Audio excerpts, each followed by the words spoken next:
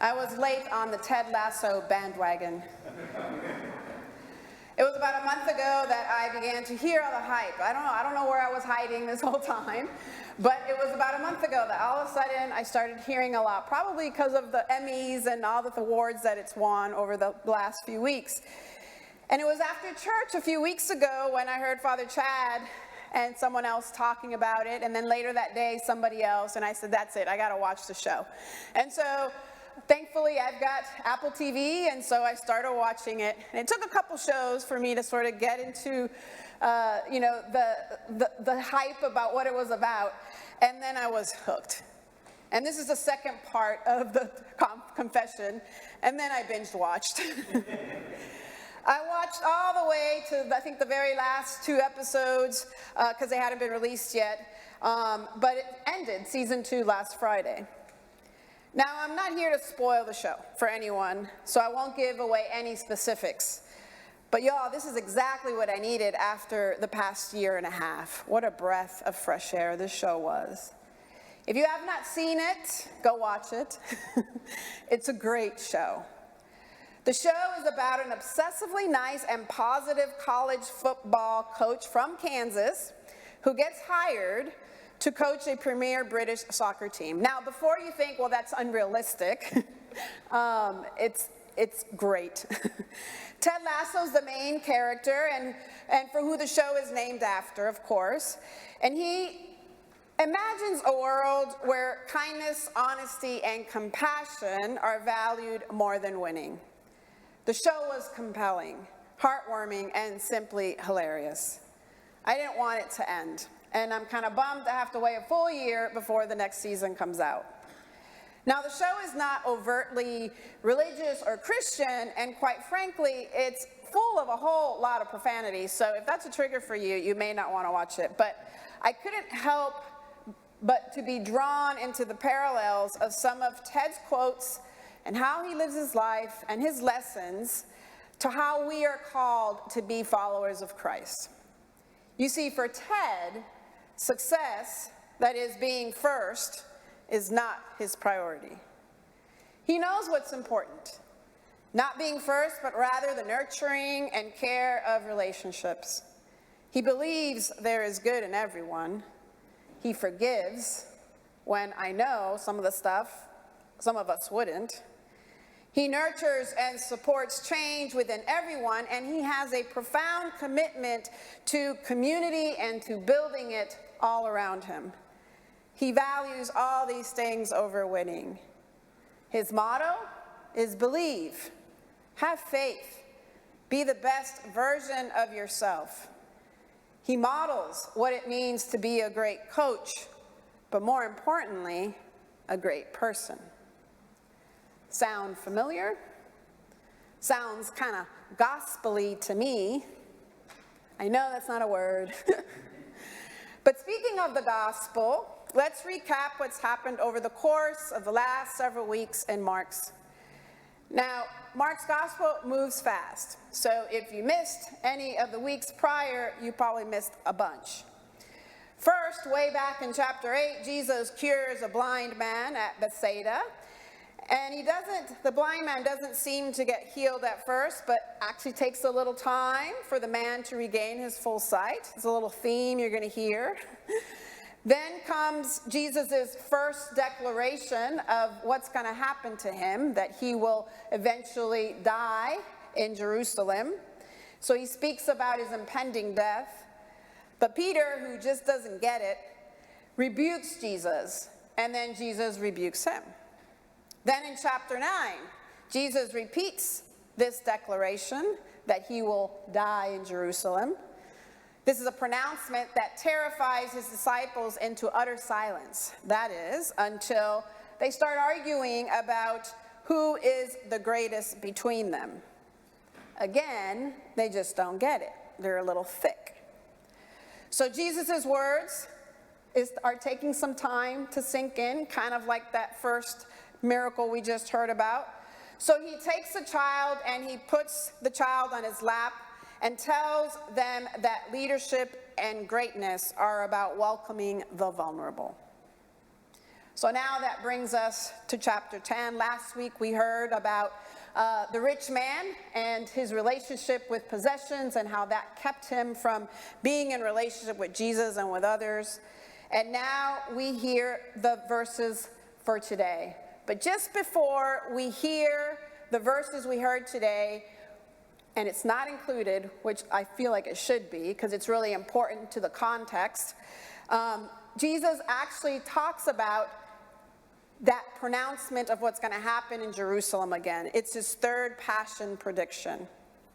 I will add that this third passion prediction is crucial to put into context today's reading.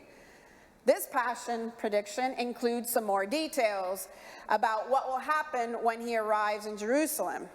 That he will be condemned to death and that he will be spit at and mocked, flogged, humiliated, and killed, and after 3 days rise again. And again, the disciples don't get it. You have to ask yourself if they're actually listening. They're so wrapped up in themselves and their own desires and wants that they don't even acknowledge what Jesus just said, that he was going to die. And so the words Jesus says still have not sunk in. And so what he says now is plain and clear as possible. And that is that to be great is to serve others, and that to be the first is to be last. The irony, of course, is that Jesus just told them about his coming torture and death, but James and John are still dreaming of power and glory, of being seated next to the Messiah. They have no idea what they're asking for, and Jesus knows this, and Jesus tells them that. You do not know what you're asking. Are you able to drink the cup that I drink, or to be baptized with the baptism that I'm baptized with? You see, to drink the cup Jesus drinks, to be baptized with the same baptism, is to be willing to follow to the cross. And to follow means that we are to serve as Jesus serves, even to the point of suffering and death. And what we see here is this clash of kingdoms, clash of cultures. Jesus presents a stark contrast to the disciples' conception of leadership, and in turn to the prevailing cultural norms of status and success, both in his time and our time. It's not a competition who comes out on top. It's not about winning and losing. It's not about getting to the top at the cost of someone else's misfortune. It's certainly not about doing it alone either. For Jesus, the ruler, the one in leadership, must be a servant leader. The goal is to serve and not be served. And we know Jesus models this for us. You see, Jesus served and had daily fellowship with those rejected by the people of his time, the tax collectors, women, children, strangers, lepers, and Samaritans. He lived as a servant, and it was so totally alien to his tradition that he experienced rejection, suffering, and ultimately death. You see, to follow Jesus is to serve. To follow Jesus is to be uncomfortable. To follow Jesus is a challenge. To follow Jesus is to be invited to transform. You see, following Jesus can lead to transformation and wholeness. I'm reminded of one of Ted Lasso's famous quotes. He's got quite a few of them. He says, "Taking a challenge is a lot like riding a horse, isn't it? If you're comfortable while you're doing it, you're probably doing it wrong." If you're comfortable following Jesus, then you're probably doing it wrong. If this passage doesn't make you uncomfortable, then you're probably not listening. Now, I don't know about you, but most of the time it was times of discomfort and challenge that brought about the deepest and truest transformations within myself, the birthing of a better version of myself. Following Christ is the same. For servanthood is a means of grace transformation, and wholeness. Now, Ted's motivation, his purpose, when he encounters his players, his purpose is to help them become better versions of themselves and always trying to create community in the process. It's probably why I love the show so much. Now, don't get me wrong, Ted is no Jesus.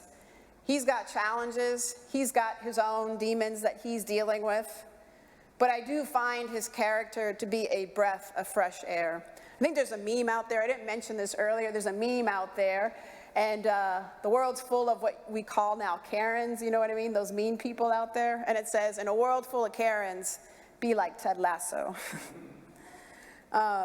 We need more people like him. Now, he isn't perfect, because none of us are, but he's real, and he's authentic, and his ego is always in check.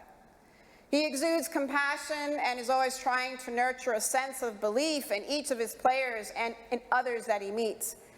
He understands what it means to be great and where true greatness comes from. True greatness is not found in winning or in climbing to the top to exercise our power over others. Rather, true greatness, true leadership, is found in compassionate, self-emptying, self-giving love. For whoever wishes to become great around you must be your servant, and whoever wishes to be first among you must be slave of all. For the Son of Man came not to be served, but to serve, and give his life a ransom for many. Amen.